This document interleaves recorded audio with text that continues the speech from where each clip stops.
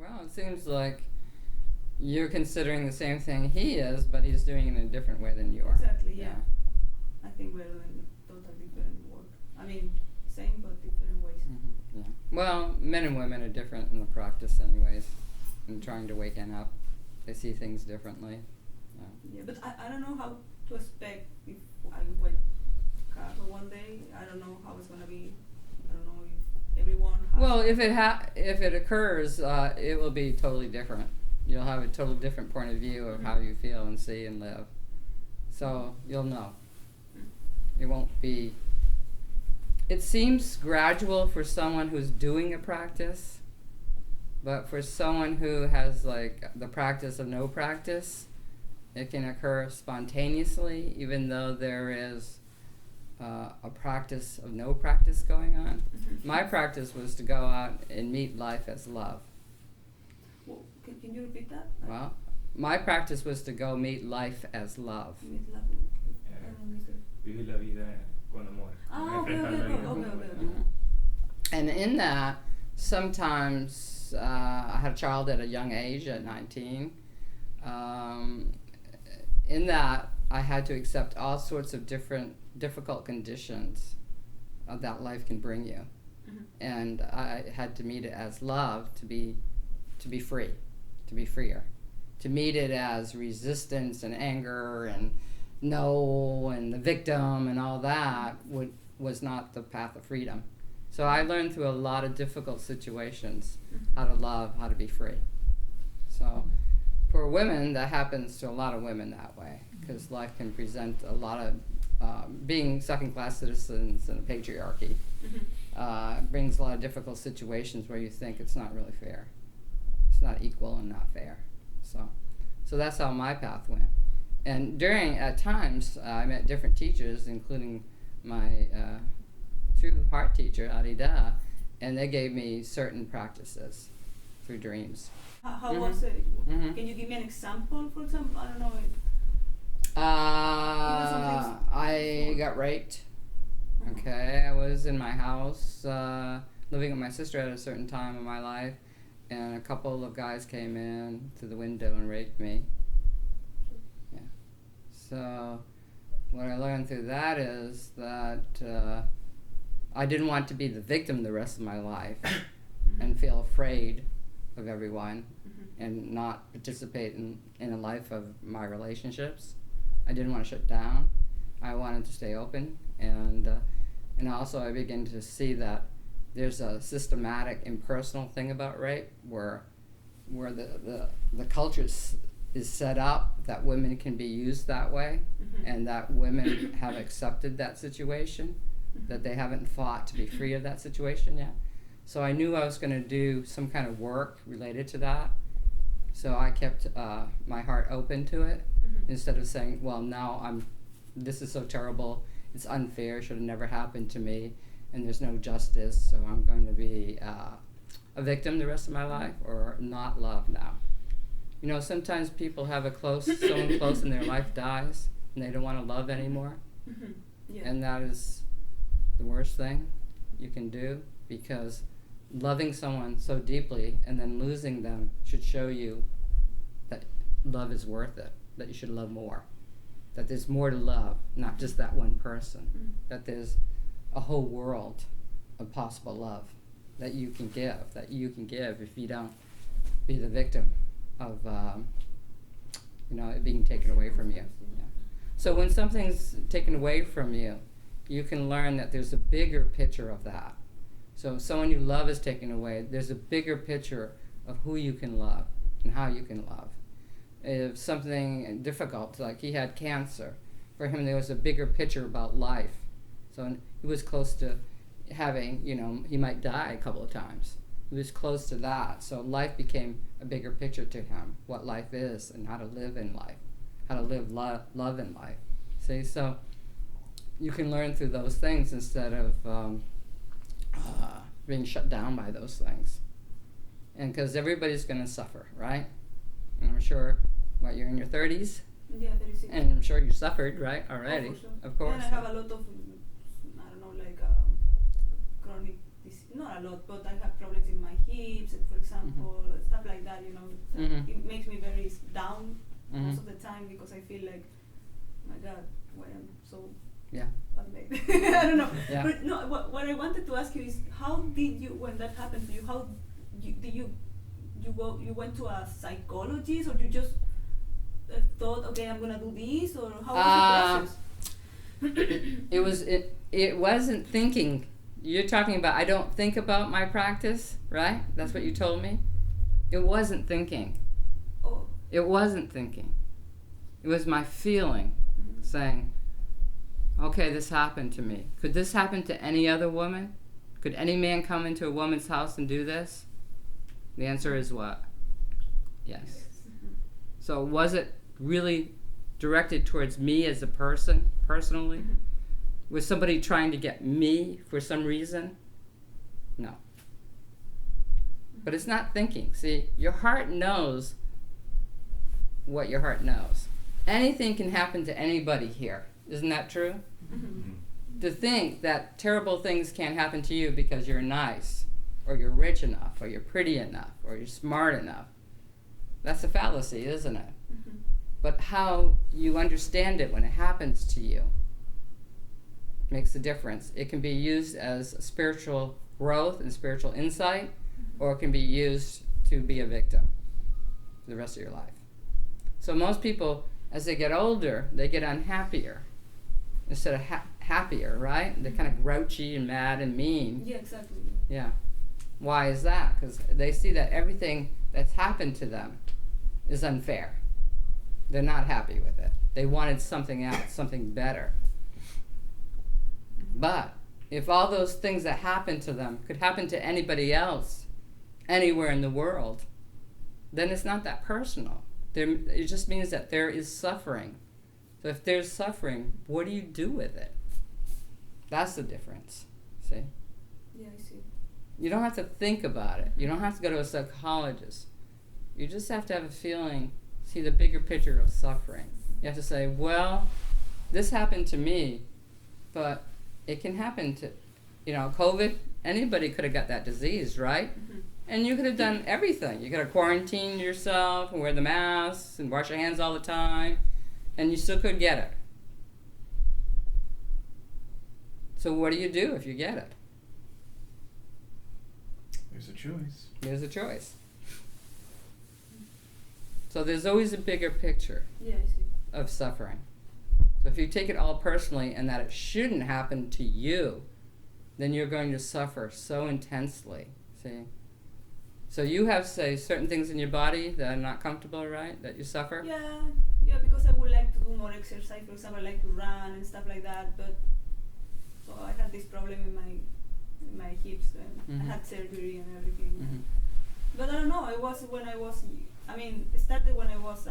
18 years old. So I always felt like maybe a little bit like a victim. Yeah, because why me? I am so young and stuff, and I still think I am like young, you're still to young. do all those stuff, and I see other people doing it, other young people.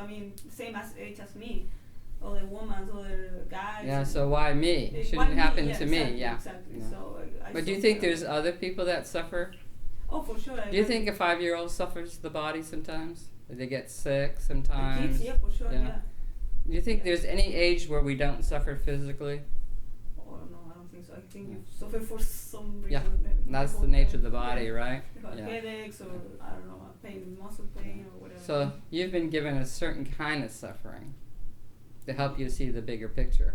Yeah, I understand exactly. I understand that I am not the only one, but sometimes it gets difficult to me to practice the not being the victim. You know what I mean? Yeah. Well, that's the practice. That's the practice we're talking about. Yeah. So it's tough. Yeah. When she got older and she got rheumatoid arthritis, it was very hard for her to practice. Oh, the what? What did you have? Yeah. Rheumatoid arthritis. Oh, okay. Yeah, she was always in pain and upset and hurting, and I said, well, there's always going to be pain in the body, especially as you get older, but you don't have to create the psychological part of it. That's always the worst. Suffering is the psychological part. Oh, for sure, yeah. So if you're free of the psychological part, then you can be happy. Even if your toe hurts. And if you can't run anymore. I wish I could run. I want to be running. I'm almost 70, but I still want to run. I have a friend, Jerry, who's in his 80s, and he was all upset because he couldn't do his mountain biking anymore. Oh. He got to 80s before he couldn't do it anymore. That's pretty good. That's pretty good. It's a good run. He was lucky. Yeah, stuff like that. I need to work on it. Yeah. Well, you got a lot of good things going on for you. We don't have a good teacher here. Yeah, you got a good teacher, and it's always good to have a good partner. Oh, for sure. Yeah. Yes. Good partner. That's a blessing.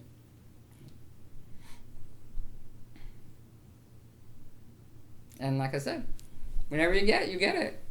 So it doesn't matter if it's 95, doesn't matter if it's 35. It's gonna happen. Yeah, it's going to happen. Stay in the right place, in the right room, with the right understanding.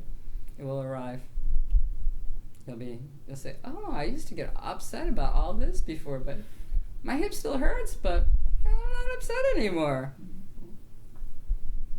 That would be great, yeah. That'd be good, huh? So, for example, if something is hurt, you have some pain, you don't go to the doctor? Or you well, go, but you take it more like... Yeah. Oh, you still go. Oh, yeah, if a doctor can fix things, because you have to take care of your body. Uh-huh. You eat good food, right? Yeah. You exercise. Uh-huh. And if something breaks down, you have to get it fixed. Like a car is your body. It's like a car. You have to get around with it. Yeah. Mm-hmm. It's no magic in enlightenment like that. You age just like everybody else. That's why people are not interested in enlightenment too much, because they want enlightenment to be the answer to have no suffering, not to have any suffering in the body. But you will. You'll always have suffering in the body. The meanest person will have suffering in the body. A nice person will have suffering in the body. An old person, a fat person will have suffering in the body. Everybody. There's nobody in this room can say I didn't have suffering in the body. And probably nobody can say I didn't have any suffering today, right? Mm-hmm. Something hurt today, right? Mm-hmm.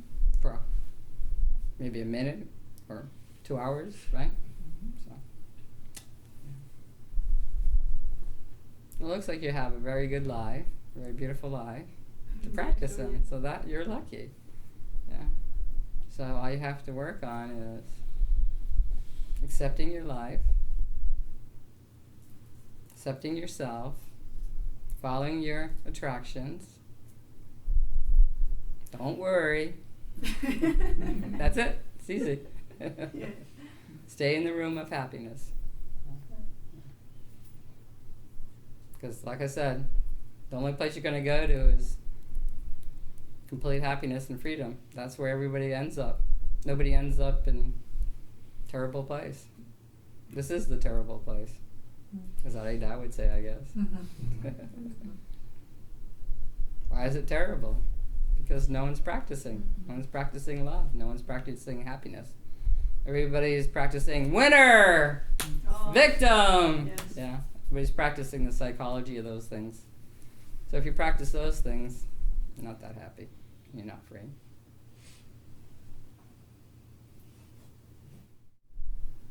And even people who don't have a really good life, they still have to do their practice in that life.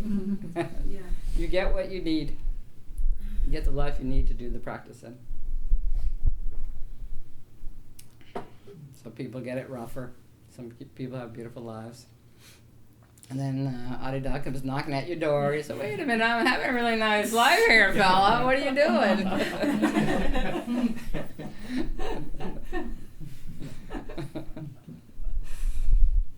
And he doesn't give up easily. Never. Doesn't give up. Was he waiting for everyone to translate into the divine domain? Yeah, so that's a job. That's a job. That's one thing to do. What's that? That's one thing to do. Yeah. That's my job. I'm sticking to it.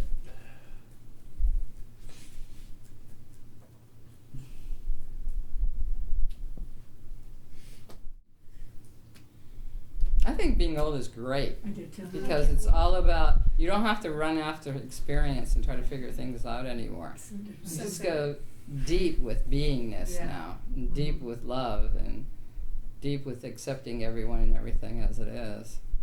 So it's a very, what word can I use? Besides awesome.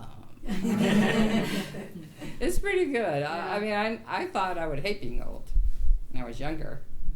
That I just look old and, be grumpy and nothing to do, can't do anything, But it's the opposite of doing. It's being in the state of being as you are, more deeply, more profoundly. So it's a very beautiful time. Yeah. Because the mind is not really engaged anymore. It's just the heart now. The heart has its way in the old age if you lived right, if you lived to practice. So, with that, you confer on that, Athena? Yeah,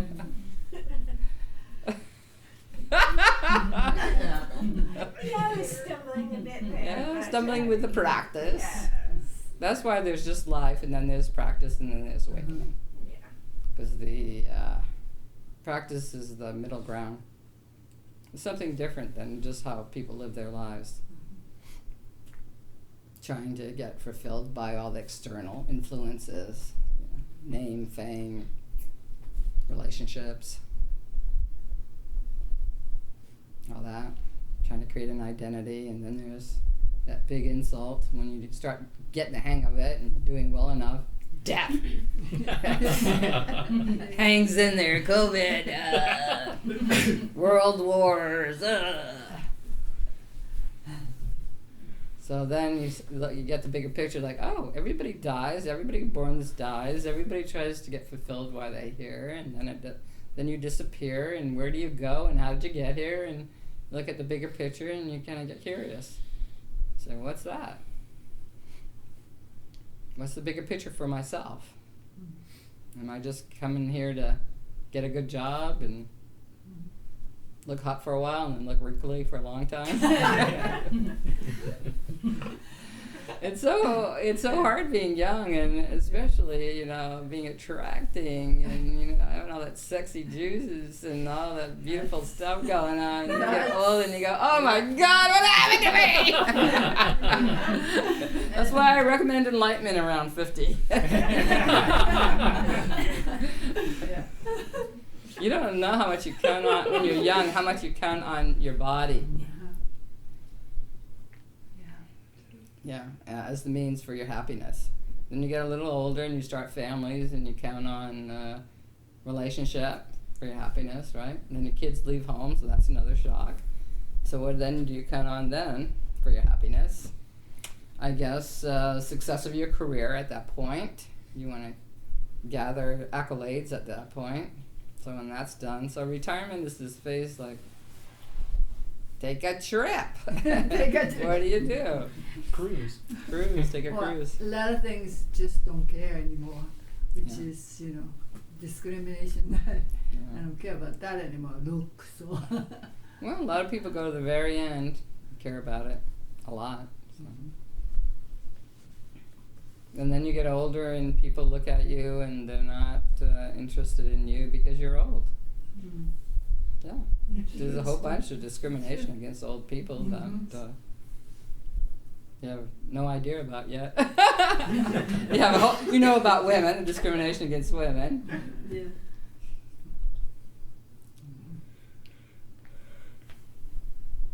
But by that time, if you've done your practice well enough, it's the most beautiful time of your life. And anybody who's lived a authentic life will verify that the last phase is the most beautiful of all. When you look at the worst, you're crumbling, your whole body's crumbling, but your heart is the most beautiful at that time if you lived authentically. So that's good news. Yes, awesome. If you lived. If you did your practice. But like I said, even if you didn't do it the whole time, you have 5 minutes left. Kick in. You never know. Because if you begin to recede from all this chasing after an identity, trying to get fulfilled, and you allow yourself to be humbled by the vast infinity that you are, and you allow yourself to see yourself as that, then you'll be in for not just a rude awakening, a beautiful awakening. And it doesn't matter when that comes. Could be at 33, for me, 33.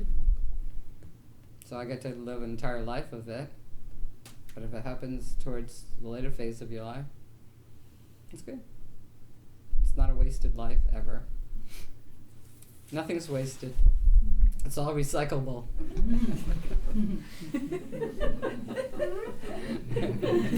You gotta know which can to put it in, though. Which can to put it in. It's hard. Which can does it go in? All right, so I think we're good, right? 8:22, we did it. Wow. Thank you. Thank you for coming. Thank you. It was very wonderful seeing you both. Such a beautiful couple. Stay happy, okay?